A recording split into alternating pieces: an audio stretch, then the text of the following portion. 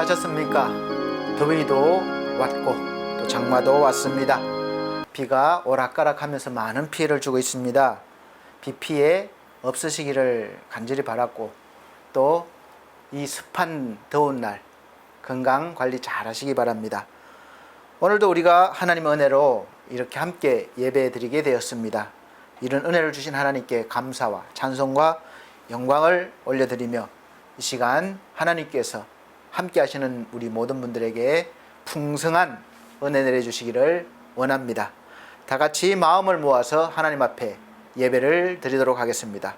7월 첫째 주 예배 하나님 앞에 드리겠습니다. 다 같이 묵상기도 드리겠습니다.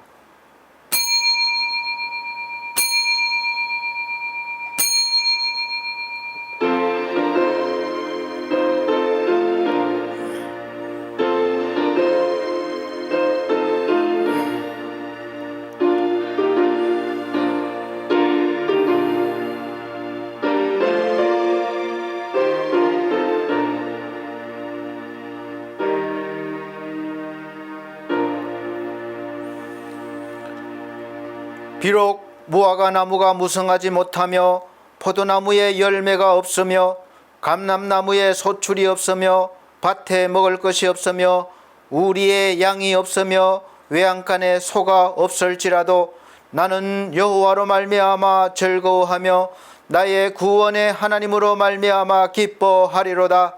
주 여호와는 나의 힘이시라. 나의 발을 사슴과 같게 하사 나를 나의 높은 곳으로 다니게 하시리로다. 아멘. 다 같이 찬송가 20장, 새 찬송가는 66장으로 찬송 드리겠습니다.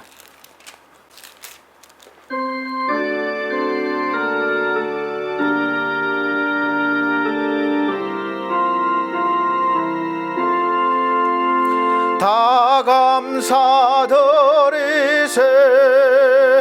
온 마음을 주께 바쳐 그 섭리 놀라워 온 세상 기뻐하네.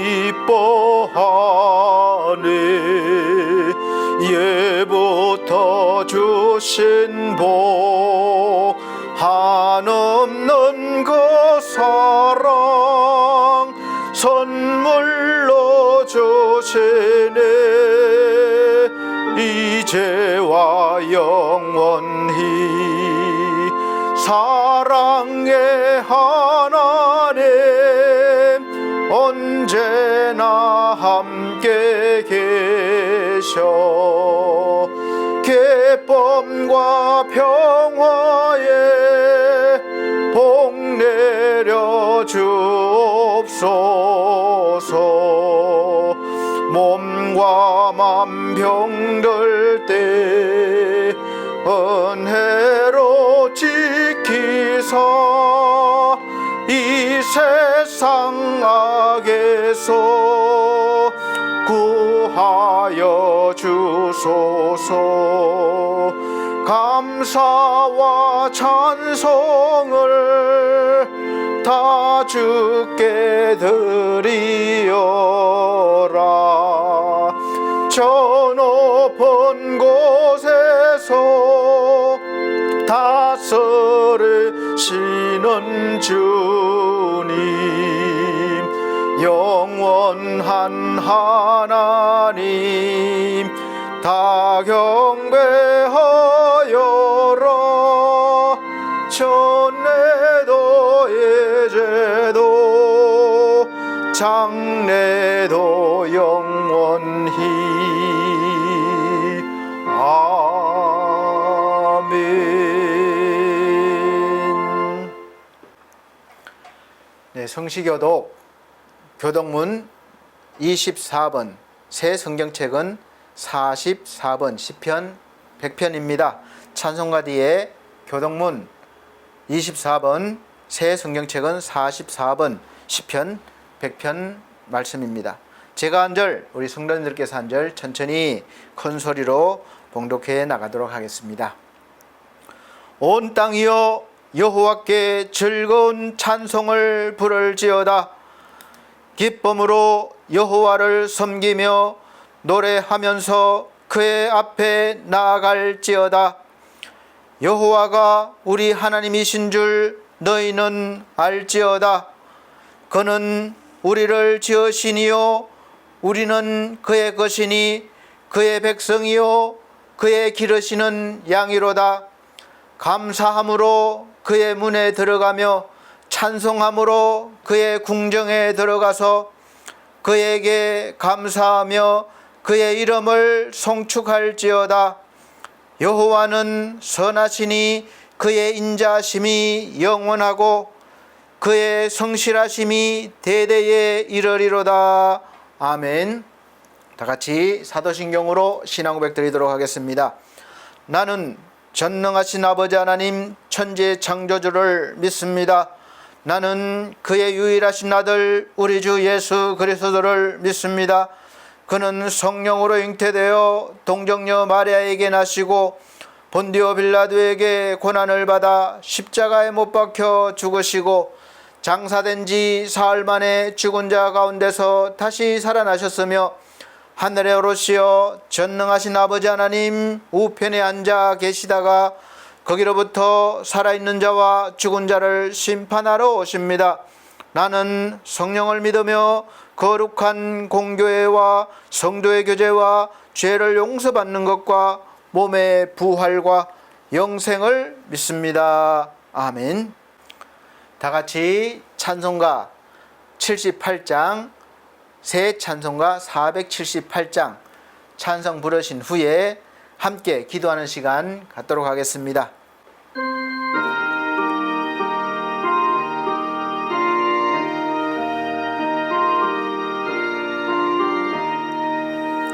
참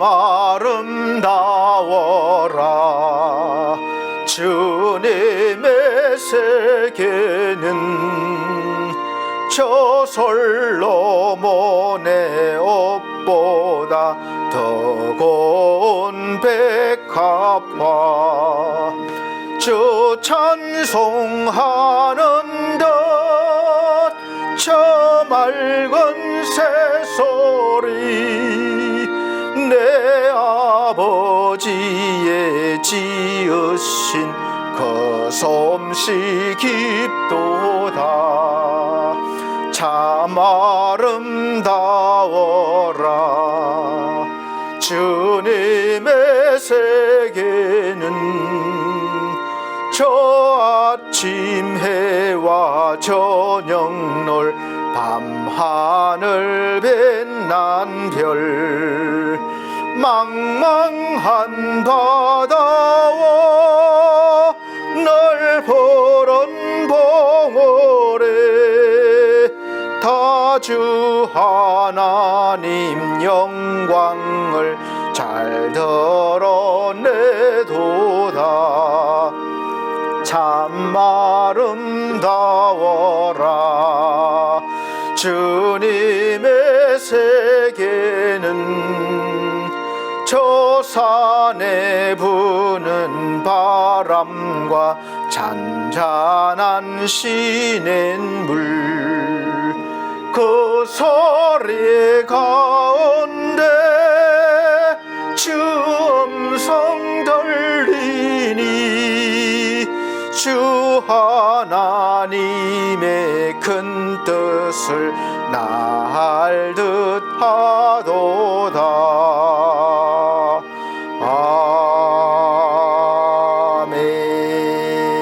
아멘. 다 같이 예배를 위해서 기도드리도록 하겠습니다. 사랑과 은혜가 풍성하신 우리 아버지 하나님, 창조주이시며 또 온 우주 만물과 우리의 모든 인생을 주관하시며 또 섭리하시는 하나님께서 우리를 자녀 삼아 주시고 또 우리의 아버지가 되어 주심을 감사합니다. 우리가 하나님의 자녀로서 부름받았사오니 먼저는 하나님의 뜻을 알게 하시고 하나님의 뜻에 순종할 수 있는 그런 믿음의 눈이 열리기를 원합니다. 우리 연약하여 날마다 내 욕심과 내 힘으로 살아가려고 노력하며 또 그것이 진리인 것처럼 살아왔습니다. 되돌아보면 얼마나 어리석은지 모르겠습니다. 그리고 우리 인생에서 일어나는 이 많은 일들이 이해할 수 없는 일들도 있고 또 우리가 계획한 일들도 있으며 우리가 원하지 않는 일들도 있습니다. 이 모든 일들이 왜 일어나는지 또 우리의 삶에 어떤 영향을 미치는지 우리는 다 이해할 수 없고 또 이해하지도 못합니다. 그러나 하나님께서 이 모든 것 하나하나 주관하시고 섭리하시고 결국에는 하나님의 선하신 뜻으로 인도하셔서 우리를 구원하시며 우리가 하나님의 영광에 이르기까지 인도하실 것을 믿습니다. 우리 아버지 하나님, 이 시간에도 여러 가지 어려운 문제와 또 마음의 심령의 고통의 문제를 가지고 하나님 앞에 나왔습니다. 예배를 드리러 나오면서 우리가 기쁜 마음으로 하나님을 찬양하며 하나님께 영광을 돌리기를 원하며 나와야 되는데 참으로 우리는 늘 그러지 못하고 나의 소망, 나의 간절한 바람을 해결받기 위해서 나올 때가 더 많이 있습니다. 그러나 그 모든 것을 아시는 우리 하나님께서 우리를 그래도 귀히 여기시고 은혜 주시고 우리의 마음의 소원대로가 아니라 하나님의 선하신 뜻대로 우리 인생을 주관하여 주심을 감사합니다. 이제 우리가 더욱더 성숙하여 하나님의 뜻을 알게 하시고 하나님께서 이루시고자 하는 모든 일들이 우리를 통하여 믿는 자들을 통하여 이루어지기를 원합니다. 이 시간 말씀을 듣는 가운데 위로받게 하시고 치료받게 하시고 회복되게 하시고 형통케 하여 주시옵소서. 우리 하나님 함께 하심을 감사합니다. 이 부족한 종 날마다 이렇게 사용하여 주셔서 오늘도 이 자리에 서게 해주셔서 감사합니다. 말씀을 선포될 때에 성령의 역사를 통하여 우리 사랑하는 성도들이 깨닫게 하시고 은혜로 충만히 채워지게 하여 주옵소서. 모든 순서마다 함께 하시길 바라오며 예수 그리스도 이름으로 기도함나이다. 아멘.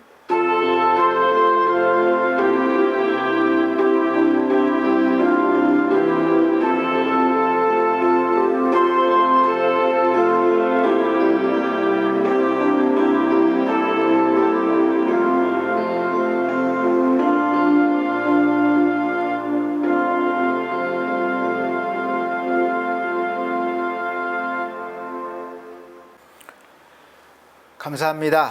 오늘 이 시간 하나님께서 우리에게 주시는 하늘의 양식, 생명의 양식은 신약 성경입니다. 고린도후서 6장 1절로부터 10절 말씀입니다. 신약 성경 고린도후서 6장 1절로부터 10절 말씀 제가 천천히 봉독해 드리도록 하겠습니다. 우리가 하나님과 함께 일하는 자로서 너희를 권하노니 하나님의 은혜를 헛되이 받지 말라. 가라사대 내가 은혜 베풀 때에 너를 듣고 구원의 날에 너를 도왔다 하셨으니 보라 지금은 은혜 받을 만한 때요 보라 지금은 구원의 날이로다. 우리가 이 직책이 회방을 받지 않게 하려고 무엇에든지 아무에게도 거리끼지 않게 하고 오직 모든 일에 하나님의 일꾼으로 자천하여 많이 견디는 것과 환난과 궁핍과 곤란과 매맞음과 갇힘과 요란한 것과 수고로움과 자지 못함과 먹지 못함과 깨끗함과 지식과 오래 참음과 자비함과 성령의 감화와 거짓이 없는 사랑과 진리의 말씀과 하나님의 능력 안에 있어 의의 병기로 좌우하고 영광과 욕됨으로 말미암으며 악한 이름과 아름다운 이름으로 말미암으며 속이는 자 같으나 참되고 무명한 자 같으나 유명한 자요 죽은 자 같으나 보라 우리가 살고 징계를 받는 자 같으나 죽임을 당하지 아니하고 근심하는 자 같으나 항상 기뻐하고 가난한 자 같으나 많은 사람을 부유하게 하고 아무것도 없는 자 같으나 모든 것을 가진 자로다. 아멘. 예, 우리 성도님들 한 주간 잘 보내셨습니까? 비 피해는 없으셨는지요? 앞으로도 계속 비가 예고되고 있어서 긴장을 늦추지 말아야 됩니다. 집 단돌이 잘 해놓으시고 또 습한 날씨, 더운 날씨에 잘 드시고 건강관리 잘 하시길 바랍니다. 오늘 말씀 선포 제목은 삶을 풀어가는 방정식, 그러니까 삶의 방정식이라고 할 수 있겠습니다. 그 제목으로 말씀을 선포하도록 하겠습니다. 저는 사실 수학을 잘 못합니다. 숫자에 아주 약해요. 그래서 계산하거나 이런 걸 많이 틀리기도 하고 애를 먹습니다. 수학이 참 처음에는 좀 그래도 쉬운 것 같아요. 더하기, 빼기, 나누기, 곱하기 뭐 이런 정도는 그래도 좀 쉬운 것 같습니다. 그런데 그 위에 단계로 올라가면 이제 무슨 방정식도 나오고 또 더 위에 올라가면 여러 가지 아주 어려운 그런 이제 수학이 절차가 있는데, 그래서 제가 이 방정식을 보면서 인생을 한번 비교해 봤습니다. 처음에는 인생이 쉬운 것 같은데 갈수록 인생이 어려워지는 것 같아요. 살면 살수록 좀 쉬워져야지 되는데 살면 살수록 점점 더 어려워지는 것 같은 것이 바로 우리 인생인 것 같습니다. 그렇지 않습니까? 어른이 되면 좀 나아지겠지 하는 우리 청소년들, 아직 철이 안 든 우리 청년들이 있는데 어른이 되어 보면 압니다. 어른에 대한 그 어른으로서의 책임감, 또 이런 모든 부분들이 얼마나 무거운 짐이 되는지, 또 힘든 건지, 힘들어도 그만둘 수가 없고 또 포기할 수도 없습니다. 그래서 삶에 대해서 우리가 깊이 생각하는 그런 시간이 되시기를 바랍니다.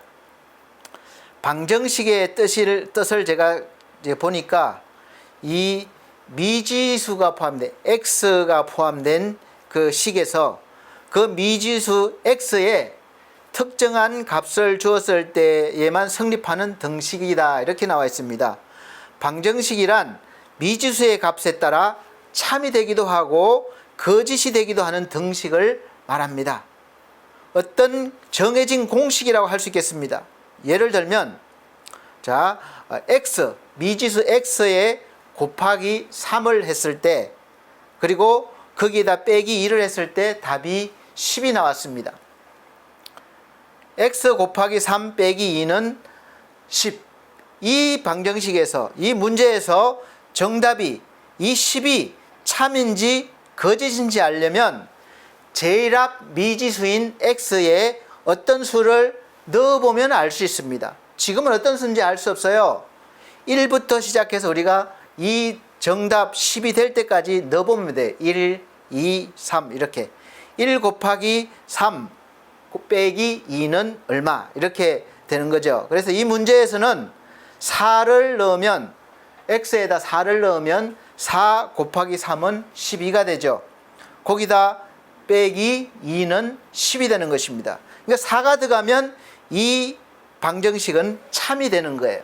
10이 맞잖아요. 그러니까 참이 나오는 것입니다. 그런데 다른 수가 들어가면 10이 나올 수 없기 때문에 정답이 거짓이 되는 겁니다. 이해를 돕기 위해서 한 문제만 더 예를 들어 보겠습니다. 이 미지수 x에서 더하기 5는 8, 이 문제가 나왔습니다. 이 8이 참이 되게 하는 수를 구하기 위해서 이 미지수인 x에다가 어떤 수를 넣어야 되겠습니까? 1, 2, 3을 차례대로 넣어 보겠습니다.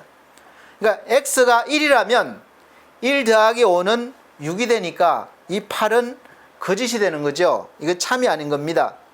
그 다음에 x값에 2를 넣으면 2 더하기 5는 7이 되니까 이것도 거짓이 됩니다. 그 다음에 이 x값이 3이라면 3 더하기 5는 8이니까 제가 처음 문제를 말씀드린 x 더하기 5는 8, 이 8이 정답이 되는 것이고 참이 되는 것이죠. 좀 어렵습니까? 저도 수학을 잘 모른다고 말씀드렸잖아요. 근데 제가 왜 이 문제를 예를 들어서 말씀드리는지 설명을 드리도록 하겠습니다. 우리가 살아가면서 우리는 개인이나 이 조직이나 사회 국가에서는 언제나 정답을 요구하고 있고 그 정답에 가까울수록 인정을 받고 잘 또 더 많이 가지고 또 차지하고 또 쌓아놓고 살아가고 있는 것처럼 되어 있는 그런 구조가 형성이 되어 있습니다. 그런데 사실 우리 인생은 너무 오묘하고 복잡해서 정답이 보이지만 그 앞에 X라는 미지수라는 이 삶의 과정이 있기 때문에 지금 나에게 있는 이 얻어진 정답이 참인지 거짓인지 알 수가 없을 때가 더 많습니다. 내가 지금 이만큼 가졌어요. 근데 이것이 진짜인지 가짜인지 알 수가 없다는 거죠. 그래서 우리가 보여지는 결과만 가지고 나 자신은 물론 상대방의 인생을 논하거나 판단해서는 안 되는 것입니다. 결과값만 가지고 보여지는 것만 가지고 판단하지 말라는 거예요. 그래서 성경에서도 계속해서 판단하지 말라. 판단하는 그 판단으로 너도 판단받을 것이다. 비판하지 말라. 너도 비판받을 것이다. 그렇게 말씀하고 있는 것입니다. 왜냐하면 조금 전 보여드린 방정식에서 앞에 X라는 이 미지수라는 숫자에 수많은 숫자들이 들어갈 수 있는 것처럼 그 안에 어떤 수가 들어갈지 몰라요. 그것처럼 나의 삶이, 여러분의 삶이, 우리 인생이 살아가는 과정에서 아주 복잡하고 미묘하고 또 이해할 수는 없는 부분들이 계속 들어가고 변하기 때문에 지금 나에게 있는 이 결과물이 참인지 거짓인지 결과물만 보고는 알 수가 없기 때문에 교만하거나 또 좌절하지 않아야 됩니다. 그것을 말씀드리고자 하는 거예요. 이 결과물이 참인지 알려면 앞에 X값을 잘 살펴봐야 하는 겁니다. 그 과정을 봐야 되는 거예요. 그리고 그 X와 그 위에 나오는 그 뒤에 나오는 숫자가 잘 협력할 때 그 결과물이 참이 되는 것처럼 X값만 있어도 안 되잖아요. 뒤에 그 숫자가 있잖아요. 그거와 합쳐졌을 때 맞는 것이 바로 정답이고 참입니다. 그것처럼 저와 여러분에게 주어진 하루하루의 삶과 우리가 살아가면서 연결이 되어 있는 귀한 인연들과 또 이 주어진 환경이 잘 조화를 이루어야 우리의 인생의 결과가 참으로 맞춰지고 완성될 수 있다는 것입니다. 개인적인 일이라 말씀드리기가 죄송합니다만 제가 이 일 때문에 인생을 좀 더 깊이 생각하게 된 것입니다. 저번 주 주일 오후에 제가 어머님이 계시는 널푸는 요양원에 오후 예배를 인도하고 와서 저녁 때 쉬고 있는데 한 밤 10시쯤 요양원에 계신 원장님한테서 전화가 왔습니다. 어머님 상태가 좋지 않다는 거예요. 사실 어머님이 연세도 80대 중반이시고 연세도 있으시고 파킨슨이 좀 심하셔서 인지가 거의 없으셔요. 그래서 식사도 못 하셔도 콧줄 낀 지가 한 1년 넘었습니다. 그래서 너무 마르기도 하시고 참 거의 본인이 뭐 전혀 어떤 일을 할 수 없는 상태죠. 약해져 있는 상태입니다. 그래서 갑자기 피를 아마 토한 것인 것 같아요. 그리고 혈변도 보시고. 그래서 제가 그럴 때 좀 위험해 보이시면 상태가 좀 그러면 119를 부르십시오. 이렇게 부탁을 드렸습니다. 그리고 저는 항상 이제 부모님들이 뭐 큰 수술을 하시거나 또 입원하실 때면 먼저 하는 일이 있습니다. 그냥 이것은 아마 깊이 생각해 보셔야 될 문제이기도 합니다. 생명 연장 장치나 뭐 심장이 혹시 멈췄을 때 심폐소생술 같은 것은 하지 마십시오. 이렇게 부탁을 드렸습니다. 왜냐하면 제가 많이 봤어요. 의식도 없는데 그렇게 조치를 취해서 산소호흡기 끼고 그냥 그렇게 오랫동안 고생하시다가 가시는 분들도 많이 봤고 또 그 남은 가족들이 병원비나 여러 가지 문제로 힘들어하는 것도 많이 봤기 때문에 그렇습니다. 치료를 해서 좀 더 나아지고 퇴원하고 이럴 수 있으면 얼마든지 하는데 그냥 그 상태에서 머물다가 가시면 서로가 고통이고 고생일 것 같아서 제가 그렇게 합니다. 저도 그렇게 할 거예요.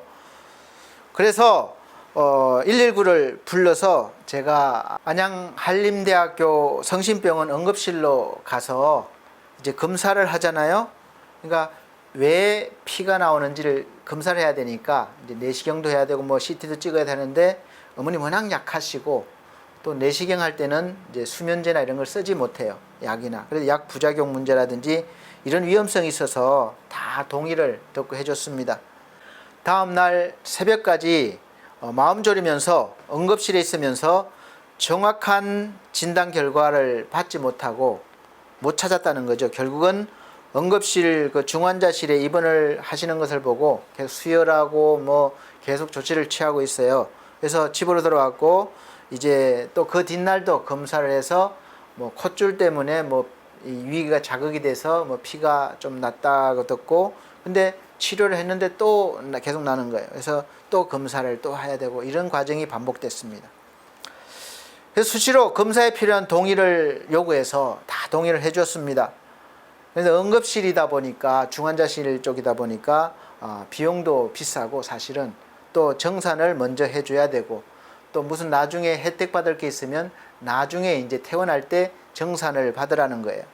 근데 우리가 저도 뭐 사정이 뭐 아주 뭐 부유한 편은 아니니까 늘 힘드니까 그때 이렇게 결제하기도 사실 쉽지가 않습니다.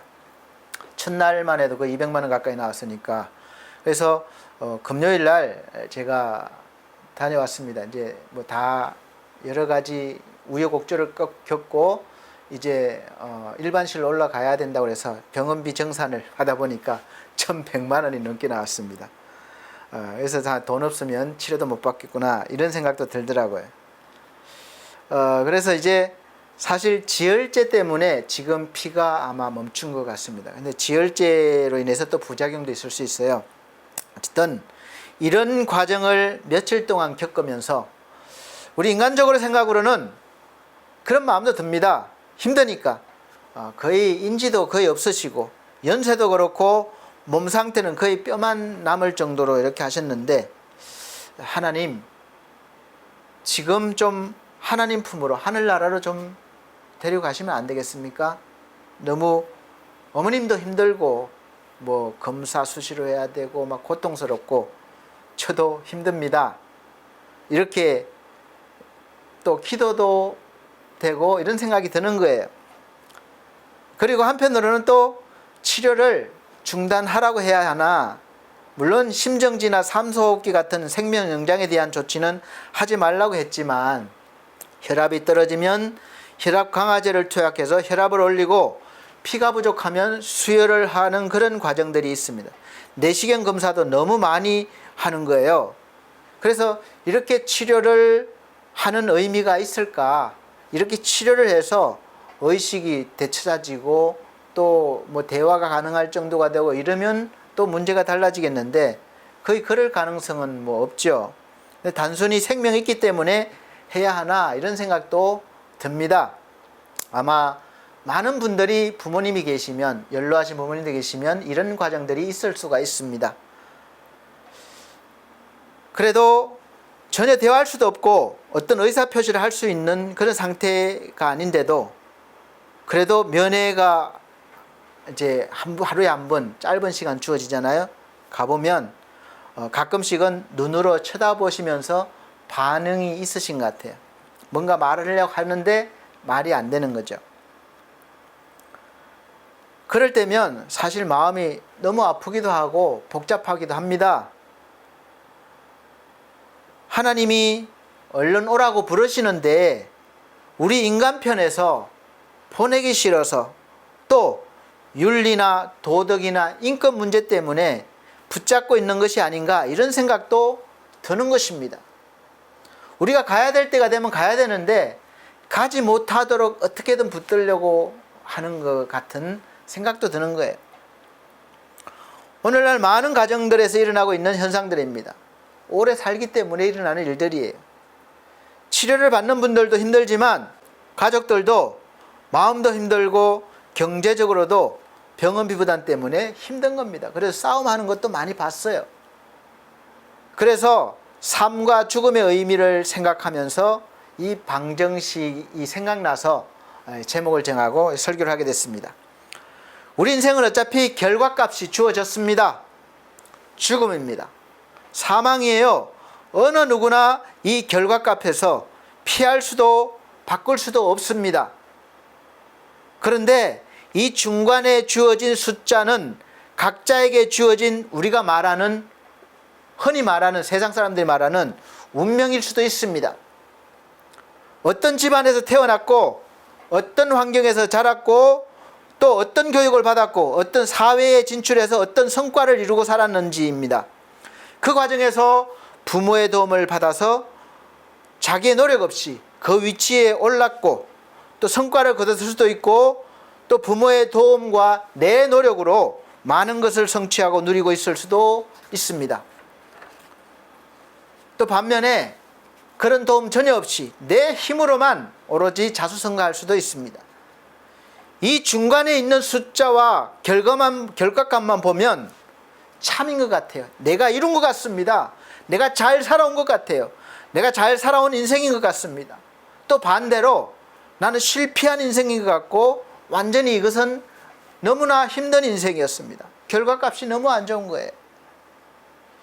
이미 세상에서 보는 기준들이 다 거기에 맞춰져 있기 때문에 그렇습니다. 그런데 우리 믿음의 사람들은 한 걸음 더 나아가서 앞에 있는 이 미지수 X를 아주 중요하게 여기고 신경을 써야 함을 명심하시길 바랍니다. 우리는 영적인 눈이 열려 있어서 크게 열렸든 작게 열렸든 열려 있어서 간절히 원하고 그렇게 바라보면 이 미지수 X에 무엇이 들어가야 할지 그 답을 알 수가 있습니다. 하나님이 알게 해주셨어요. 하나님에 대한 믿음이 없는 사람들은 중간수와 결과값만 보고 그것이 참인 줄 알고 좋아하고 그것이 다인 양 교만하고 때로는 절망하고 그냥 포기하고 사는 인생이 됩니다. 제가 어머님이 계신 중환자실에 매일 가서 10분 정도 짧은 시간밖에 면회를 하지 못하고 또 어머님과 대화도 안 되지만 가끔씩 눈을 마주치면서 손으로 만져드리면서 귀에다 대고 기도도 해드리고 어머님이 좋아하는 내일일은 난 몰라요 하루하루 살아요 불행이나 여행함도 내 뜻대로 못해요. 이 찬송을 불러드리고 또 평안하도록 기도해드리고 또 주기도문도 해드리고 또 신앙고백도 해드리고 이렇게 옵니다. 그리고 사실은 하나님 아버지의 뜻이 계신 줄로 믿습니다. 저는 이해 못하지만 아버지의 거룩하신 뜻이 이루어지기를 원합니다. 이렇게 기도하고 나옵니다. 사랑하는 성도 여러분, 이 삶의 의미가 무엇인가는 사실 죽음을 눈앞에 두고 있거나 죽음을 앞에 두고 있는 사람을 볼 때 깊이 생각하게 됩니다. 갈 때가 되어서 부르시면 가야 하는데 땅에서는 가지 못하게 붙잡고 있는 것 같기도 합니다. 그리고 그 갈 때는 누가 정하는 것입니까?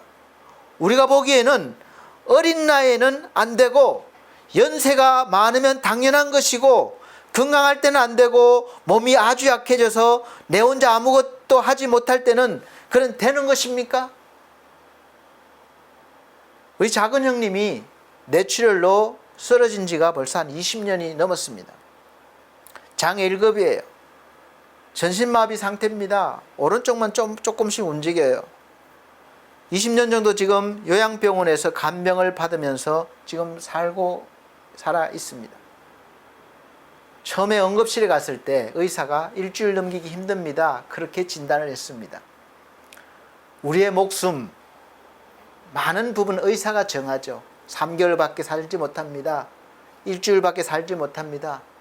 그러나 꼭 맞는 것은 아닙니다. 그때 구원받지 못한 작은형을 위해서 먼저 가신 큰형님과 큰형님도 그랬다고 그러더라고요. 하나님, 내 생명을 나눠서라도 이 생명을 살려주십시오. 저도 같은 마음이었거든요. 그래서 많은 분들이, 또 어떤 분들이 그래요. 그렇게 살아서 못합니까? 가족들 고생만 시키지 혼자 아무것도 하지 못하고 그렇게 병원 침대에서 하루 종일 누워서 누군가의 도움을 받아야 하고, 또 간병하면 많은 돈이 들어가잖아요. 하루에 뭐 10몇만 원씩 계속 들어갑니다. 도대체 그 사는 의미가 무엇입니까? 왜 삽니까? 이렇게 이야기도 합니다. 여러분, 이 질문에 어떤 대답을 하실 수 있겠습니까? 저도 하나님께서 왜 그렇게 하시는지 이해하지 못할 때가 너무도 많습니다.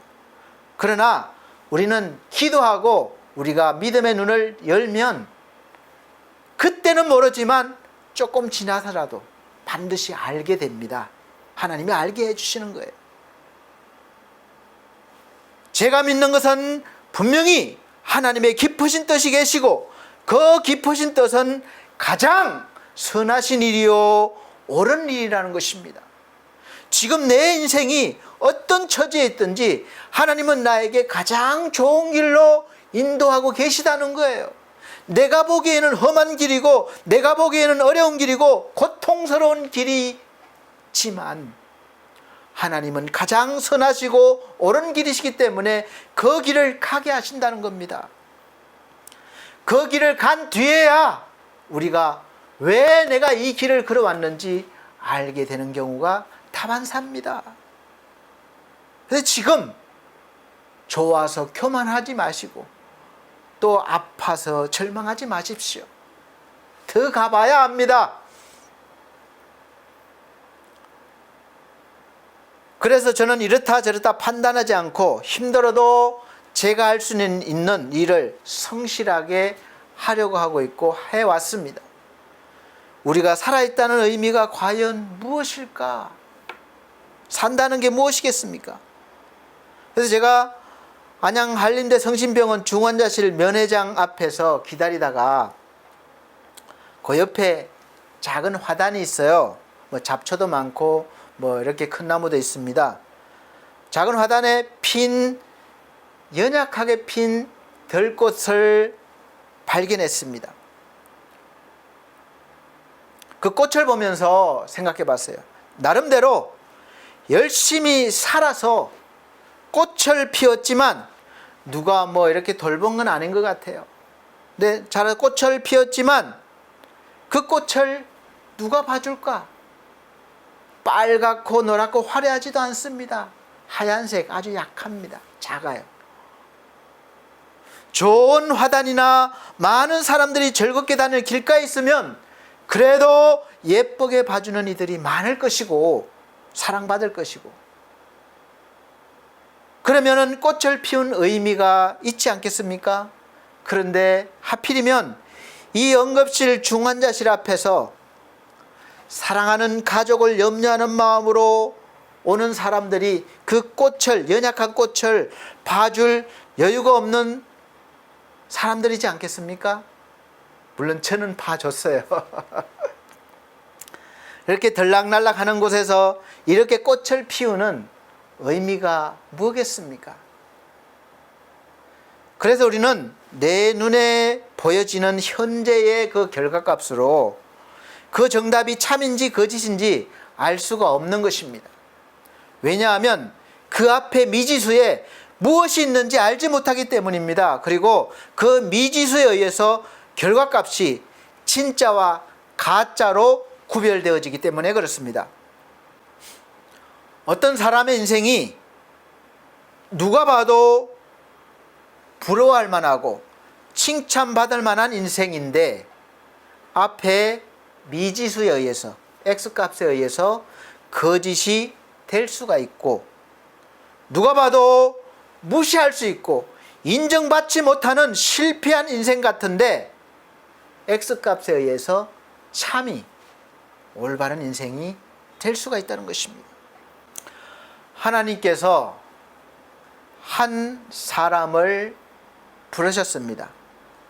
세상 사람으로 세상의 법칙과 윤리도덕 그리고 율법으로는 자랑할 만한 인생입니다. 또 얼마든지 교만할 수도 있습니다. 그만큼 대단한 사람이에요. 그런 사람을 이제 하나님께서 부르셨습니다. 하늘의 부르심을 받은 거룩한 성도로 부르셨습니다. 거룩한 성도로 부름을 받고 보니까 그동안의 세상에서 가졌던 자기의 것은 참이 아니라 거짓이었다는 것을 알게 되었습니다. 그래서 그 한 사람을 통해서 경험한 삶을 우리가 보고 깨달을 수 있도록, 듣고 깨달을 수 있도록 성경 말씀을 통해서 오늘날 말씀을 들려주고 있습니다. 이 사람이 깨달은 말씀을 기록한 것이 바로 고린도후서 6장 4절에서 10절 말씀입니다. 오직 모든 일에 하나님의 일꾼으로 자천하여 많이 견디는 것과 환난과 궁핍과 곤란과 매맞음과 갇힘과 요란한 것과 수고로움과 자지 못함과 먹지 못함과 깨끗함과 지식과 오래 참음과 자비함과 성령의 감화와 거짓이 없는 사랑과 진리의 말씀과 하나님의 능력 안에 있어 의의 병기로 좌우하고, 8절부터는 세상 사람과 하늘의 사람을 비교해서 말씀하고 있습니다. 영광과 욕됨으로 말미암으며 악한 이름과 아름다운 이름으로 말미암으며 속이는 자 같으나 참되고 무명한 자 같으나 유명한 자요, 죽은 자 같으나 보라 우리가 살고 징계를 받는 자 같으나 죽임을 당하지 아니하고 근심하는 자 같으나 항상 기뻐하고 가난한 자 같으나 많은 사람을 부유하게 하고 아무것도 없는 자 같으나 모든 것을 가진 자로다. 아멘. 사랑하는 성도 여러분, 이 말씀을 좀 곰곰이 깊이 묵상해 보시기 바랍니다. 여러분은 어느 쪽에 속한 사람입니까? 이렇게 구분이 되고 있습니다.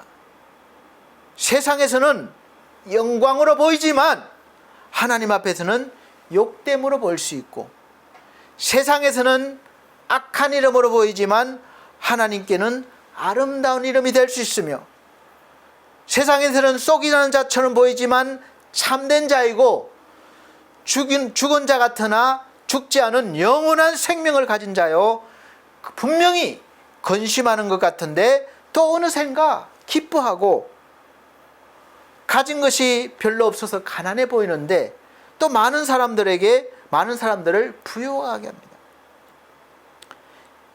여러분은 어느 쪽에 속한 사람입니까? 바로 오늘 이 결과값이 앞에 X값, 미지수에 의해서 달라지는 것입니다. 세상에는 크게 세 부류의 사람이 있다고 봅니다. 첫째는 이 세상 사람, 믿음이 없는 세상 사람. 두 번째는 믿음도 있고 세상적으로 사는 사람, 반반이죠. 세상 사람과 성도 반반, 성장하는 중입니다. 세 번째는 하늘의 부르심을 받은 거룩한 성도라고 부르심을 받는 이름이 있습니다. 그런 사람이 있습니다. 그런데 사실 하나님께서 보시기에는 두 부류입니다. 세상 사람과 거룩한 성도, 이 두 부류밖에 없어요. 우리 인간의 입장에서 보면 세상 사람이라는 것은, 세상 사람은 세상 법칙에 따라서, 세상 논리에 따라서 노력하고 투자하고 효율성을 따져서 성과를 올리고 그 성과에 만족하며 그 성과가 크고 많을수록 더 훌륭하게 보이고 누리고, 그래서 그 인생을 참이라고 봅니다. 성공했다고 봅니다. 언제나 결과값이 참이라고 믿는 사람들이고, 그것을 부러워하고 오늘날도 우리가 그렇게 살기를 노력하고 있습니다. 애쓰고 있습니다. 그 결과값이 이들에게는 하나님이 되는 거예요. 참이라고 믿는 겁니다. 두 번째는 세상 사람과 성도, 반반이 있죠. 이 반반에 속한 사람의 평가는 세상의 법칙과 도덕과 윤리도 있고 율법도 주어졌습니다. 세상과 신앙의 그 이분법 속에서 나름대로 왔다 갔다 하지만 성실히 살면서 얼마나 성과를 올렸냐입니다. 순전히 이 사람도 순전히 자신의 노력으로 또 신앙 훈련으로 돌을 닦는 인내로 이루는 것이기 때문에 그 성과가 눈에 보여지는 게 많을수록 믿음이 좋고 존경도 받고 훌륭하게 보이지만 그 반대로 성과가 적을수록 미미할수록 보이지 않을수록 믿음이 없게 여겨지고 비난받게 됩니다. 그래서 율법과 윤리 도덕이 함께 어우러져서 웬만하면 인정받기 어렵기 때문에 계속해서 노력해야 되니까 신앙생활하는 게 기쁨고 평안이 아니라 괴로운 거예요. 내 마음엔 평화가 없습니다. 보여줘야 되니까. 그래서 항상 잘해야 된다는 부담감이 있습니다. 10계명 중에 9계명을 잘 지켜도 한 계명만 잘못하면 인정을 받지 못하는 것과 같습니다. 그리고 마지막에는 하나님의 부르심을 받은 성도라는 사람 있죠. 저와 여러분들입니다. 성도는 세상에 속해서 살고 세상의 법과 규칙과 윤리와 도덕을 지키며 또 율법도 지키지만 그 수준을 더 높여서 윤리와 도덕 그리고 몽학 선생인 율법을 뛰어넘어서 예수 그리스도 안으로 들어와서 예수 그리스도의 은혜로 사는 사람을 말합니다. 잘 아셔야 됩니다. 다 같은 세상에 살지만 또 같은 법칙과 같은 환경 아래에 살면서 경험하는 많은 일들을 자기의 경험과 지식에 의해서 판단하고 결정하기도 하지만 항상 그 전에 앞에 있는 미지수 X값에 항상 하나님이 계십니다. 그래서 성도는 기도하는 거예요. 그래야 결과값이 참이 되기 때문에 그렇습니다. 그것을 알기 때문에 그래요. 방정식으로 말하면 우리 인생의 삶의 방정식 X 안에 미지수 안에 하나님이 계시는 것입니다. 하나님이 계시면 뒤에 숫자와 결과값이 무엇이든 상관없이 무조건 참이 되는 것이고 정답이 되는 것입니다. 거짓이 될 수가 없어요. 이것이 바로 은혜인 것입니다. 이것을 믿는 것이 바로 성도입니다. 성도. 거룩한 성도. 하늘의 부르심을 받은 거룩한 성도가 되는 것입니다. 다른 어떤 것이 들어가서는 안 돼요. 내가 보기에 아무리 좋은 것도 옳게 보이는 것도 그 X값 안에 하나님 대신 들어가면 안 되는 것입니다. 대신 들어가는 순간 그 결과값은 거짓이 되는 거예요. 그래서 인생에서 제일 우선순위가 제1 되는 계명이 성도에게는 주어지는 것입니다. 출애굽기 20장 3절 너는 나 외에는 다른 신들을 내게 잊게 말지니라. 아멘. 이것이 1순위가 되는 거예요. 이 성도입니다. 이 말씀은 우리 인생 제일 앞에 하나님을 두라는 말씀입니다. 방정식 X값에 따라서 그 뒤에 숫자가 어떤 숫자든 정답이 어떤 숫자든 상관없이 결정됩니다. 여러분, 하나님 나는 약합니다. 작습니다. 가진 게 없습니다. 상관없어요. 앞에 하나님이 계시면 그 뒤에 결과값은 참이 되는 것입니다. 하나님 나는 많이 가졌습니다. 완벽합니다. 그러나 앞에 하나님이 안 계시면 그 결과값은 거짓이 되는 것입니다. 사랑하는 성도 여러분, 그러므로 앞에 하나님이 계시면 실망하지 마십시오. 하나님이 인정하는 참 인생이 되는 것입니다.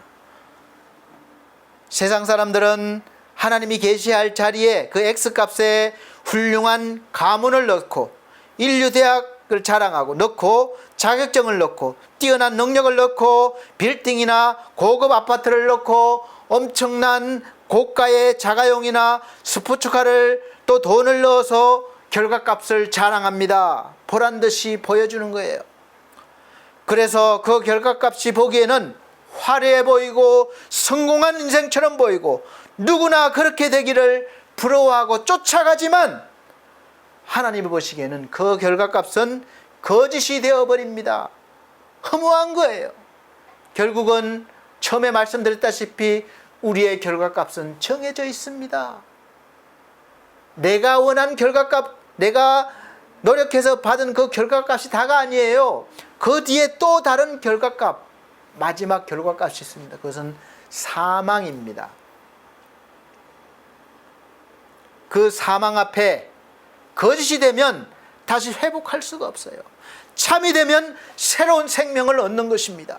할렐루야. 하늘의 부르심을 받은 거룩한 성도인 저와 여러분들이 항상 앞에 미지수 X값에 하나님을 모시고, 첫 번째 기도하는 이유는 내 삶의 주인, 내 인생의 주인은 하나님이심을 인정하고 의지하기 때문에 그렇습니다.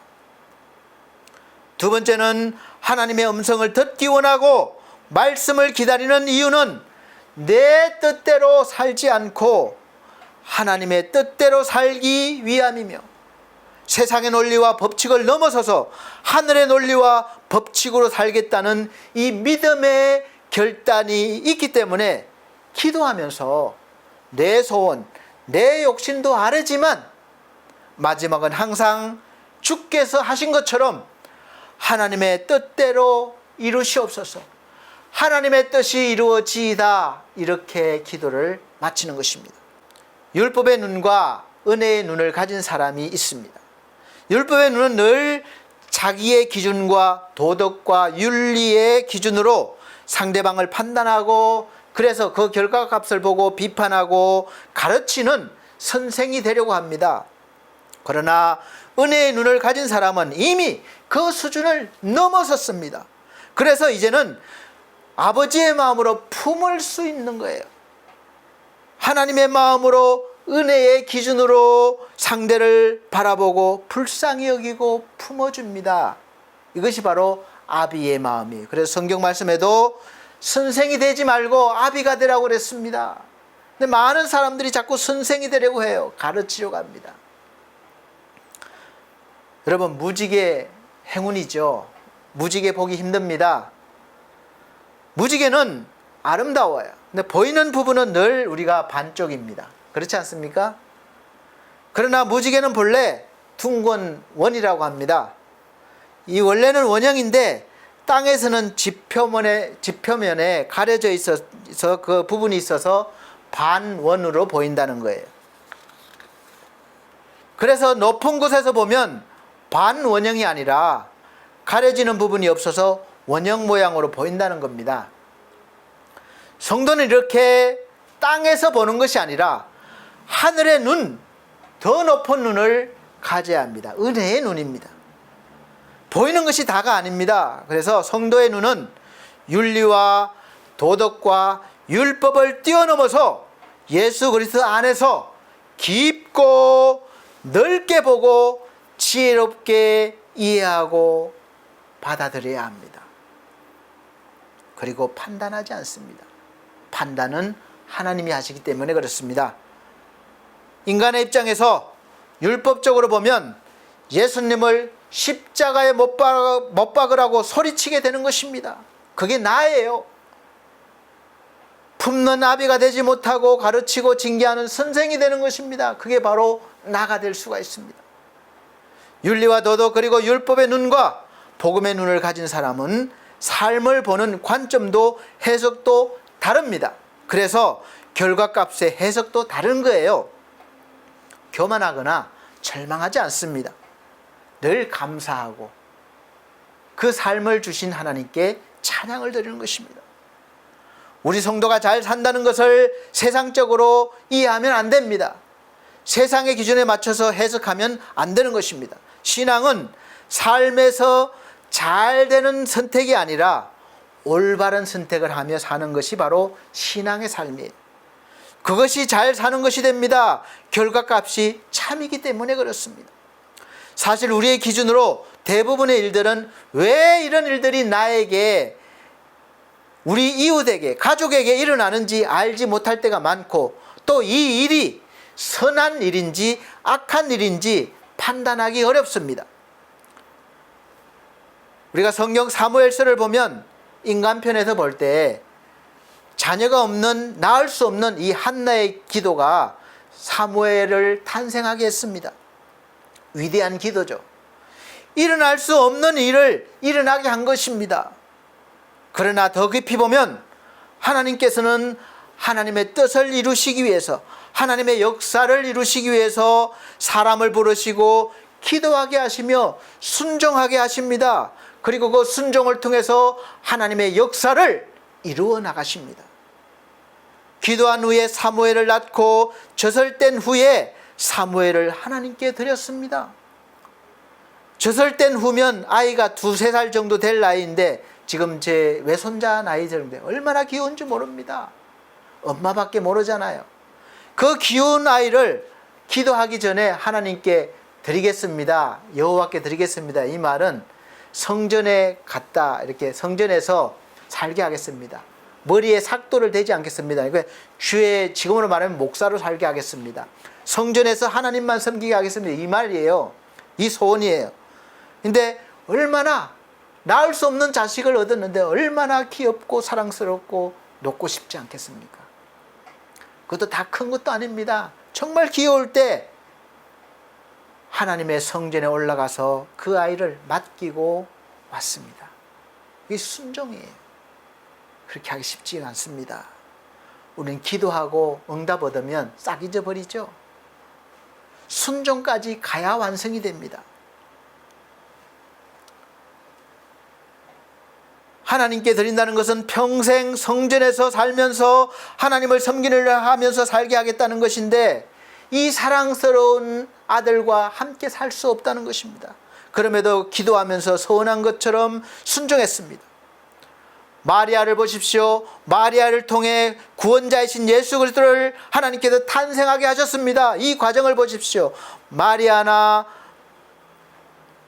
요셉의 입장에서 보면 도저히 일어날 수 없는 일이 일어난 것입니다. 원하지 않은 일이에요. 그때 당시 처녀가 임신한다는 것은 용납할 수 없는 일입니다. 그리고 남편이 될 요셉은 얼마나 배신감을 느꼈겠습니까? 자기는 동침한 적이 없는데 결혼하기로 약혼한 이 사랑하는 여인이 임신을 했다는 것입니다. 그것도 성령으로 했다는 거예요. 이 말이 됩니까? 믿어지지가 않는 거예요. 그리고 당사자인 마리아는 얼마나 억울하고 답답하겠습니까? 남자를 알지도 못하는데 어느 날 갑자기 하나님이 오셔서 성령으로 잉태하신다는 거예요. 임신이 되는 것입니다. 그러나 그들은 순종했습니다. 하나님의 뜻대로 하십시오. 하나님의 뜻이 이루어지기를 원합니다. 그게 순종이죠. 그래서 우리의 구세주 예수 그리스도의 탄생이 이루어지고 하나님의 위대한 구원의 역사가 시작된 것입니다. 우리의 기도는 항상 하나님의 편에 서서 해야 하며, 하나님의 뜻이 나를 통해서, 우리를 통해서, 환경을 통해서 이루어지십시오, 이루어지십시오, 이렇게 기도해야 하는 것입니다. 그런데 우리는 항상 반대로 기도해요. 하나님이 내 뜻대로, 내가 원하는 대로 이루어 주시기를 원합니다. 겁 나와라 뚝딱, 은 나와라 뚝딱, 도깨비 방망이처럼 생각합니다. 그것이 아닙니다. 반대로 예수님의 기도로 바꿔야 합니다.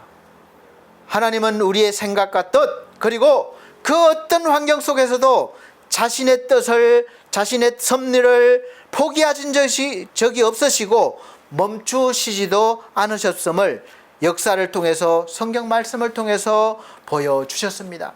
그러므로 우리도 그 어떤 환경 속에서도 믿음으로 살기를 포기하지 않고, 성도로 살기를 포기하지 않고, 멈추지도 않고 하나님의 역사 안에서 하나님께 쓰임받는 하나님의 귀한 동력자로 살아가면서 하나님의 위대한 역사에서 참 결과값으로 나타나는 인생이 되어야 할 것입니다.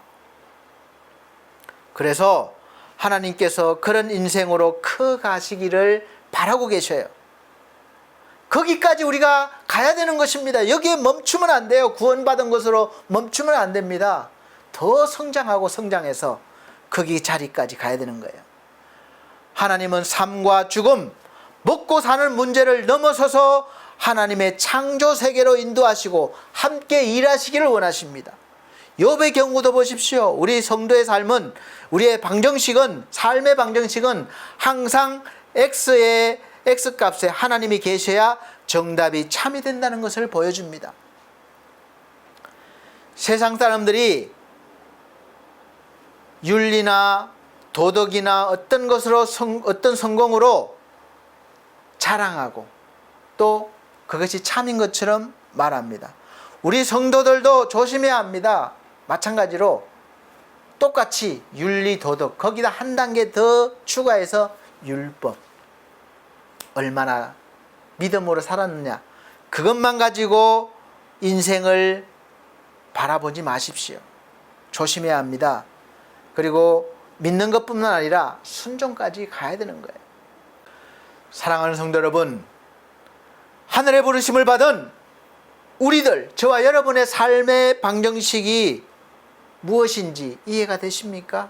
X값에, 미지수값에 무엇을 넣어야 돼, 무엇이 들어가야 할지 아시겠습니까? 무엇을 모셔야 할지 아시겠습니까? 미지수 X값에 항상 우리가 무엇을 둬야 하는지 깨달으시면 되는 것입니다. 욥의 시작이 사실 윤리와 도덕과 율법으로 포장된 인생이었습니다. 하나님을 뵙지 못하고 듣기만 했던 인생이었습니다. 그러나 그 결과값은 위대했어요. 누가 봐도 의로운 사람이고 또 자신도 그렇게 여겼습니다.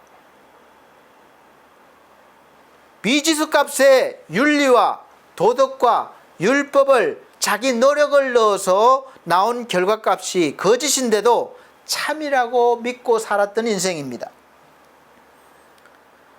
그렇게 살은 인생 앞에 하나님께서 이제 더 성장시키시기 위해서 갑자기 알 수 없는, 이해할 수 없는 그런 인생의 고난과 역경을 주십니다. 알 수 없어요. 왜 이런 고통이 다가오는지, 왜 나에게 이런 일들이 닥치는지 알 수 없어요. 그리고 하나님은 도대체 대답을 하지 않으십니다. 주위의 사람들은 계속해서 공격합니다. 욥의 전체 과정이 그렇습니다. 그리고 이후에 이제 마지막 얼마 남겨두지 않고 하나님 나타나셨습니다. 하나님, 내 인생이 왜 이렇습니까? 왜 나를 힘들게 합니까? 알려주세요. 하나님이 이렇게 하니까 네가 그런 거야. 그러면 얼마나 속이 표현하겠습니까? 그런데 하나님은 그러지 않습니다. 저 아름다운 산을 봐라, 악어를 봐라, 우박창고를 봐라, 번개를 봐라. 하나님의 섭리하신 그 위대한 창조의 세계를 계속해서 말씀하고 계시는 거예요. 이해가 안 되는 겁니다. 나한테 필요한 거는 지금 당장 이 문제를 해결하는 건데 하나님이 계속해서 다른 걸 말씀하고 계시는 거예요. 그런 과정을 겪으면서 욥은 결국은 하나님이 원하시는 그 자리까지 나아갔습니다. 그 자리까지 가니까 이제 하나님이 보이는 겁니다. 그래서 이제 어떤 말을 합니까? 창조주 하나님의 세계로 기어코 나아가서 내가 듣기만 했었는데 이제 내 눈으로 하나님을 배움나이다, 이렇게 고백을 하는 것입니다. 할렐루야. 이렇게 고백하는 영광의 자리까지 나아가는 결과가 바로 참인 인생이 되는 것입니다. 사랑하는 성도 여러분들도 그 자리까지, 창조주 우리 구주 아버지 하나님의 품 안까지 가실 때까지, 안기실 때까지, 눈으로 배울 때까지 포기하거나 멈추지 않는 믿음의 방정식으로 인생을 살아가시는 거룩한 성도들이 다 되시기를 예수 그리스도 이름으로 축복합니다. 기도하겠습니다. 하나님, 감사합니다. 많은 일들 속에서 이런 일들이 왜 나에게 닥쳐오고 어려워지는지, 고통스러운지 알 수 없을 때가 많습니다. 그러나 하나님, 오늘 말씀을 통해서 하나님께서 수많은 일들을 통해서 하나님의 영광의 자리까지 나오기를 원하신다는 것을 알았습니다. 우리 하나님, 우리가 살아가는 삶의 방정식, 미지수 그 앞에 언제나 하나님이 계시기를, 하나님을 모시기를 원합니다. 그러하면 이제 내 힘이 크든지 약하든지 그 결과가 많든지 적든지 하나님이 기뻐하시는 열매요, 하나님이 기뻐하시는 인생이요 참인 것을 알았습니다. 그 소망으로 살아가게 하여 주옵소서. 예수 그리스도 이름으로 기도합나이다. 아멘. 감사합니다. 이 시간은 정성껏 준비하신 헌금 드리는 시간입니다. 찬송가 543장, 새 찬송가 491장 찬송 들으시면서 준비하신 예물 드리도록 하겠습니다.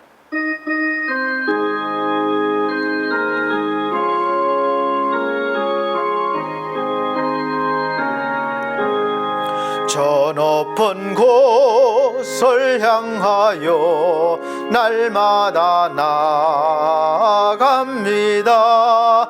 내 뜻과 정성 모아서 날마다 기도합니다. 내 주여 내 맘 붙드사 그곳에 있게 하소서. 그것은 빛과 사랑이 언제나 넘치옵니다. 괴로움과 죄가 있는 곳 나 비록 여기 살아도 내 뜻과 정성 모아서 날마다 기도합니다. 내 주여 내 맘 붙드사 그곳에 있게 하소서. 그것은 빛과 사랑이 언제나 넘치옵니다. 의심의 안개 거치고 근심의 구름 없는 곳 기쁘고 참된 평화가 거기만 있사옵니다. 내 주여 내 맘 붙드사 그곳에 있게 하소서. 그곳은 빛과 사랑이 언제나 넘치옵니다. 험하고 높은 이 길을 싸우며 나아갑니다. 다시금 기도하오니 내 주여 인도하소서. 내 주여 내 맘 붙드사 그곳에 있게 하소서. 그곳은 빛과 사랑이 언제나 넘치옵니다. 내 주를 따라 올라가 저 높은 곳에 우뚝 서 영원한 복락 누리며 즐거운 노래 부르리. 내 주여 내 맘 붙드사 그곳에 서게 하소서. 그곳은 빛과 사랑이 언제나 넘치옵니다. 아멘. 드려진 헌금 위에 기도드리겠습니다. 전주에 드린 예물은 이렇게 자막으로 올려드리고 있습니다. 아버지 하나님, 하나님께서 우리를 주관하시고 인도하셔서 성실하게 살게 하시고 또 수입을 올리게 해주셔서 감사합니다. 감사한 마음으로 10의 1조를 구별하여 아버지 앞에 드립니다. 또 우리의 삶 모든 부분에서 힘들고 어렵지만 감사할 수 있게 해주셔서 감사합니다. 그 마음으로 감사함을 드립니다. 또 죽어가는 영혼들을 살리기 위해서 안타까운 마음으로 영혼 구원을 소원하는 마음으로 선교연금 드립니다. 아버지 하나님 귀한 손길들 기억하여 주옵소서. 또 마음으로 몸으로 봉사한 이들이 있습니다. 헌신한 이들이 있습니다. 일일이 기억하시고 저들의 삶 속에서 날마다 주의 사랑이, 주의 능력이 충만하여 하나님께서 주시는 그 귀한 삶들을 아름답고 멋지게 살아가게 하여 주옵소서. 믿음으로 살아가게 하여 주옵소서. 예수 그리스도 이름으로 축복하고 기도함나이다. 아멘. 네, 감사합니다. 교회 앞에 교회 소식 전해드리도록 하겠습니다. 첫 번째 23년도 교회 표어는 하나님의 소원을 이루는 사람입니다. 빌립보서 2장 5절에서 11절 말씀입니다. 두 번째, 매주 주일 오전 11시 예배를 영상으로 드리고 있습니다. 영상으로 드리고 있지만 전주에 설교 가운데 말씀드린 것 같이 미리 준비하시고 신실한 마음으로 그렇게 예배를 드리시길 바랍니다. 세 번째, 성도들의 우리 가정과 직장과 사업을 위해서 기도해 주시고 연약한 성도들 건강 회복과 믿음 회복을 위해서 기도해 주시길 바랍니다. 특별히 이 시간 차을봉 권사님이 말씀드린 것 같이 중환자실에 계십니다. 중환자실에 계셨다가 이제 지혈제를 계속 써서 이제 출혈은 멈춰서 일반실로 올라간다고 들었습니다. 그래서 올라가시더라도 뭐 크게 좋아져서 가는 게 아니라서 앞으로 또 어떻게 될지 알 수가 없지만 하여간 하나님의 선한 뜻을 이루시기 위해서 우리가 내가 판단하지 않고 기도하시길 바랍니다. 또 더불어 반석 우리 미디어 홈페이지를 잘 꾸며서 우리가 또 영혼 구원과 또 양육을 위해서 해야 되는데 동력자가 필요합니다. 일하실 수 있는 분들 협력해 주시고 또 엘피스 제가복지센터에 계신 우리 어르신들과 가족분들 그리고 요양보호사 선생님들과 가족분들 하나님 은혜 속에서 충만케 되기를 원합니다. 또 홈케어 엘피스 홈케어를 통해서 사업이 또 잘 돼서 하나님께 영광을 드리는 사업이 되기를 원합니다. 기도해 주시길 바랍니다. 또 네 번째, 늘 푸른 요양원에서 오후 예배를 인도합니다. 할 수 있도록 힘 주시도록 기도해 주시기를 바랍니다. 여섯 번째, 나라와 민족을 위해서 기도해 주십시오. 어려운 때입니다. 그러나 기도하면 하나님께서 가장 선한 길로 이 나라를 살려주시고 인도하십니다.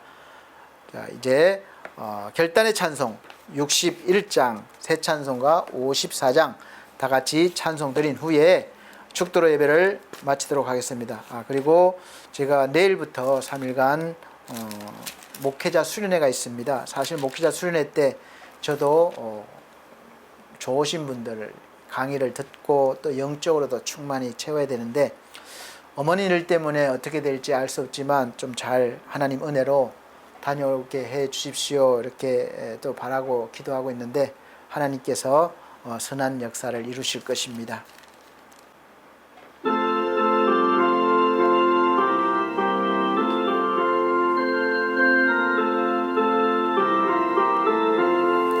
주여 복을 구하오니 편히 가게 하시고 사람마다 주 은혜로 이기도록 하시고 광야 같은 세상에서 항상 인도하소서.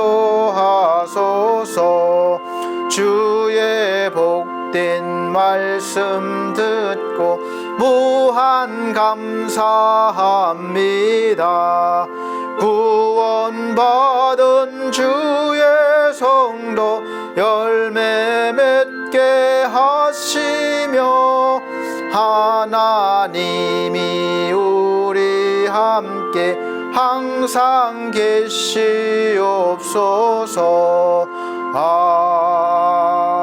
아멘.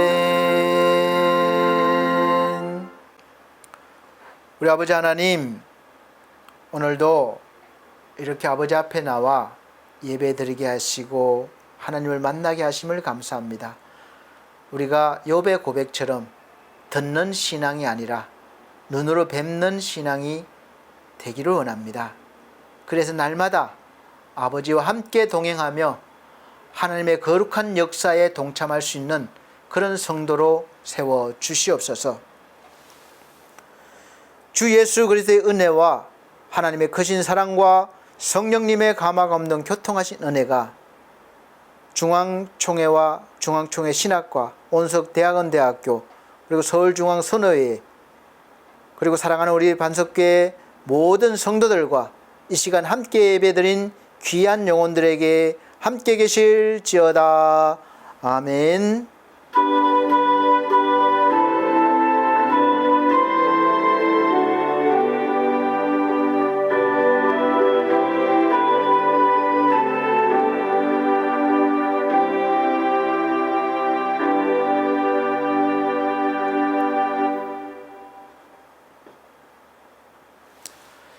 하나님께 감사드립니다.